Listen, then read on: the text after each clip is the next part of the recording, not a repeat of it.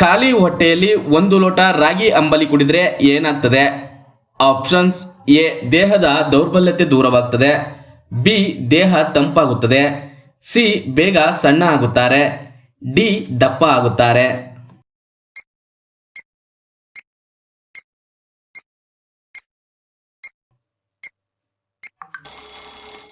ಸರಿಯಾದ ಉತ್ತರ ಮೇಲಿನ 3 ಆಯ್ಕೆಗಳು.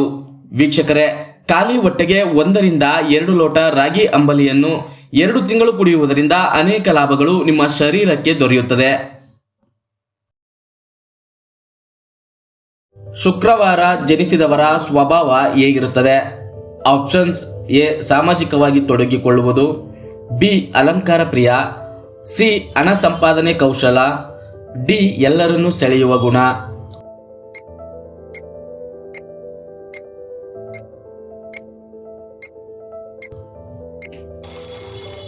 ಸರಿಯಾದ ಉತ್ತರ ಮೇಲಿನ ಎಲ್ಲವೂ. ವೀಕ್ಷಕರೇ, ಶುಕ್ರವಾರವನ್ನು ಆಳುವವನು ಶುಕ್ರ.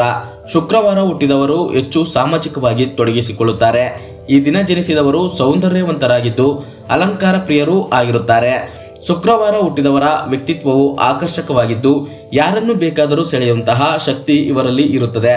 ಇವರು ಸುಲಭವಾಗಿ ಹಣ ಸಂಪಾದನೆ ಮಾಡುವ ಕೌಶಲ ಹೊಂದಿರುತ್ತಾರೆ.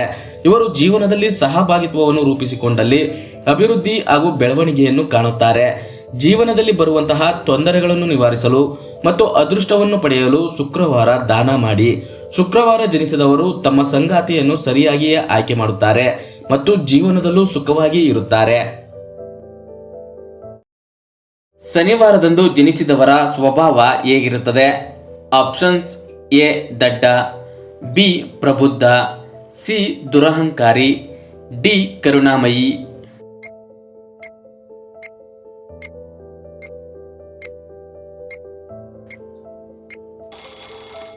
ಸರಿಯಾದ ಉತ್ತರ ಆಪ್ಷನ್ ಬಿ ಪ್ರಬುದ್ಧ.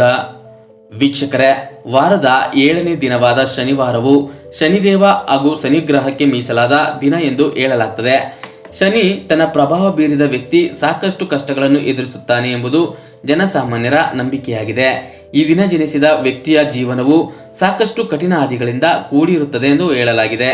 ಆದರೆ ಈ ದಿನದಲ್ಲಿ ಜನಿಸಿದ ವ್ಯಕ್ತಿ ದೃಢ ಸಂಕಲ್ಪ ಹೊಂದಿರುತ್ತಾರೆ. ತೆಗೆದುಕೊಳ್ಳುವ ನಿರ್ಧಾರಗಳು ಪಕ್ಕಾ ಇರುತ್ತವೆ. ತುಂಬಾ ಪ್ರಬುದ್ಧ ವ್ಯಕ್ತಿಗಳಾಗಿರುತ್ತಾರೆ. ಸಂಬಂಧ ಹಾಗೂ ಇನ್ನಿತರ ವಿಷಯಗಳಲ್ಲಿ ತಮ್ಮ ಜವಾಬ್ದಾರಿಯನ್ನು ಎಂದಿಗೂ ಮರೆಯುವುದಿಲ್ಲ. ಸಮಯ ನಿರ್ವಹಣೆ ಮತ್ತು ಕರ್ತವ್ಯ ಪಾಲನೆ ಸಂದರ್ಭದಲ್ಲಿ ಬುದ್ಧಿವಂತಿಕೆ ಉಪಯೋಗಿಸುತ್ತಾರೆ. ಶನಿವಾರದಂದು ಹುಟ್ಟಿದವರು ಅದೇ ದಿನ ಶಿವನ ದೇವಾಲಯಕ್ಕೆ ಭೇಟಿ ನೀಡುವುದರಿಂದ ಅದ್ಭುತ ಫಲಗಳನ್ನು ಪಡೆಯಬಹುದು. ಯಾವ ಆಹಾರವನ್ನು ತಿಂದ ತಕ್ಷಣ ನೀರು ಕುಡಿದರೆ ದೇಹಕ್ಕೆ ಡೇಂಜರ್? ಆಪ್ಷನ್ಸ್: ಎ ಬಾಳೆಹಣ್ಣು, ಬಿ ಮೊಸರು, ಸಿ ಮಸಾಲೆಯುಕ್ತ ಆಹಾರಗಳು, ಡಿ ಅನ್ನ.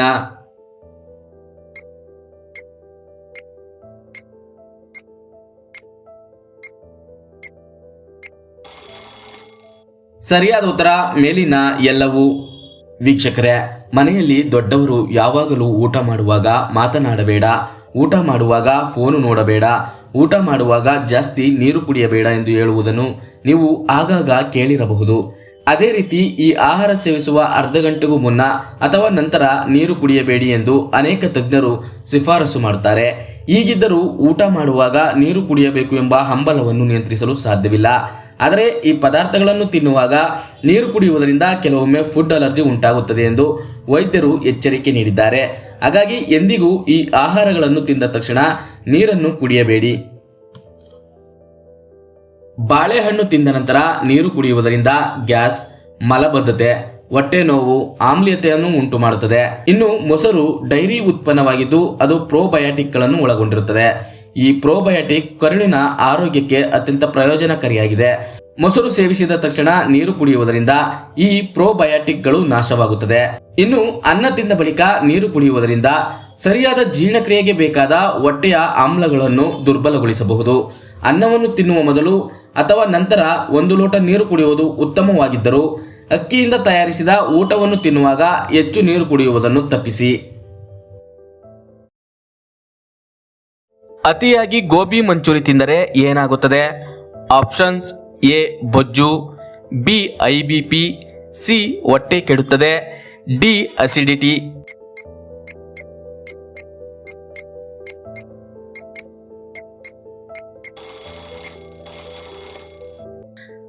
ಸರಿಯಾದ ಉತ್ತರ ಮೇಲಿನ ಎಲ್ಲವೂ. ವೀಕ್ಷಕರೇ, ಗೋಬಿ ಮಂಚೂರಿ ಪ್ರತಿದಿನ ಸೇವಿಸಲು ಆರೋಗ್ಯಕರ ಆಹಾರವಲ್ಲ. ಇದರಲ್ಲಿ ಹೆಚ್ಚಿನ ಕ್ಯಾಲೋರಿಗಳು, ಕೊಬ್ಬು ಮತ್ತು ಸೋಡಿಯಂ ಇರುತ್ತದೆ. ಪ್ರತಿದಿನ ಗೋಬಿ ಮಂಚೂರಿ ತಿನ್ನುವುದರಿಂದ ತೂಕ ಹೆಚ್ಚಾಗುತ್ತದೆ, ಹೊಟ್ಟೆ ಕೆಡುತ್ತದೆ, ಅಸಿಡಿಟಿ ಉಂಟಾಗುತ್ತದೆ ಮತ್ತು IBP ಸೇರಿದಂತೆ ಇತರೆ ಗಂಭೀರ ಆರೋಗ್ಯ ಸಮಸ್ಯೆಗಳಿಗೆ ಕಾರಣವಾಗುತ್ತದೆ. ಸಮಸ್ಯೆ ಇರುವ ವ್ಯಕ್ತಿ ರಾಗಿ ಮುದ್ದೆಯನ್ನು ತಿನ್ನಲೇಬಾರದು. ಆಪ್ಷನ್ಸ್: ಎ ಮಲಬದ್ಧತೆ, ಬಿ ದಪ್ಪ ಇರುವವರು, ಸಿ ಕಿಡ್ನಿಯಲ್ಲಿ ಕಲ್ಲಿರುವವರು, ಡಿ ಎಲ್ಲರೂ ತಿನ್ನಬಹುದು.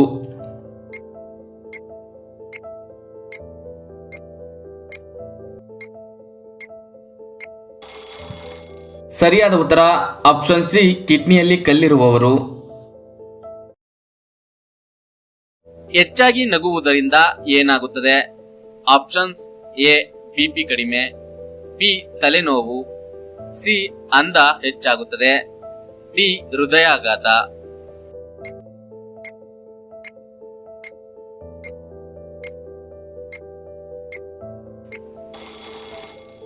ಸರಿಯಾದ ಉತ್ತರ ಆಪ್ಷನ್ ಎ, BP ಕಡಿಮೆಯಾಗುತ್ತದೆ. ವೀಕ್ಷಕರೇ, ಹೆಚ್ಚಾಗಿ ನಗುವುದು ಮನಸ್ಸಿಗೆ ನೆಮ್ಮದಿ ನೀಡುವುದಲ್ಲದೆ ನಮ್ಮ ದೇಹವು ಕಾರ್ಟಿಸೋಲ್ ಮತ್ತು ಎಂಡಾರ್ಫಿನ್ ಗಳನ್ನು ಬಿಡುಗಡೆ ಮಾಡಲು ಸಹಾಯ ಮಾಡುತ್ತದೆ. ಇವು ಹಲವಾರು ಆರೋಗ್ಯಕರ ಪ್ರಯೋಜನಗಳನ್ನು ಒದಗಿಸುತ್ತದೆ. ಅದರಲ್ಲಿ ಮುಖ್ಯವಾಗಿ ರಕ್ತದೊತ್ತಡ ಅಂದ್ರೆ BP ಕಡಿಮೆಯಾಗುತ್ತದೆ. ಮಾನವನ ದೇಹದಲ್ಲಿ ಎಷ್ಟು ಲೀಟರ್ ರಕ್ತವಿದೆ? Options: A 6 litre, B 12 litre, C 10 litre, D 5 litre.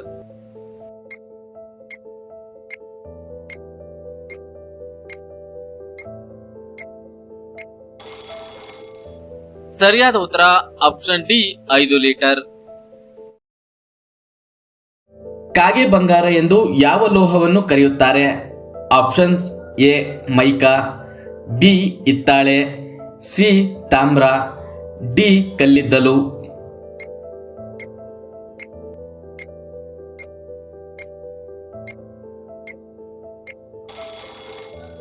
ಸರಿಯಾದ ಉತ್ತರ ಆಪ್ಷನ್ ಬಿ, ಮೈಕಾ ಅಥವಾ ಅಬ್ರಕ. ವೀಕ್ಷಕರೇ, ಅಬ್ರಕ ಅಥವಾ ಮೈಕಾವು ನಾನ್ ಫೆರಸ್ ಖನಿಜವಾಗಿದೆ, ಅಂದ್ರೆ ಇದು ಲೋಹವಾಗಿದೆ. ಆದರೆ ಇದು ಕಬ್ಬಿಣವನ್ನು ಹೊಂದಿರುವುದಿಲ್ಲ. ಇದು ಪಾರದರ್ಶಕ, ಶಾಖ ನಿರೋಧಕ ಮತ್ತು ಹೊಳೆಯುವ ಸಿಲಿಕೇಟ್ ಖನಿಜವಾಗಿದ್ದು ಮುತ್ತಿನ ಅಥವಾ ಗಾಜಿನ ಹೊಳಪು ಹೊಂದಿದೆ. ಹೀಗಾಗಿ ಅಬ್ರಕವನ್ನು ಕಾಗೆ ಬಂಗಾರ ಎಂದು ಕರೆಯಲಾಗುತ್ತದೆ. ಈ ವಿಡಿಯೋ ನಿಮಗೆ ಇಷ್ಟವಾಗಿದ್ರೆ ಒಂದು ಲೈಕ್ ಮಾಡಿ ಹಾಗೂ ನಿಮ್ಮ ಅನಿಸಿಕೆಯನ್ನು ಕಮೆಂಟ್ ಬಾಕ್ಸ್ ನಲ್ಲಿ ತಿಳಿಸಿ ಹಾಗೂ ನಮ್ಮ ಚಾನೆಲ್ಗೆ ಸಬ್ಸ್ಕ್ರೈಬ್ ಆಗಿ.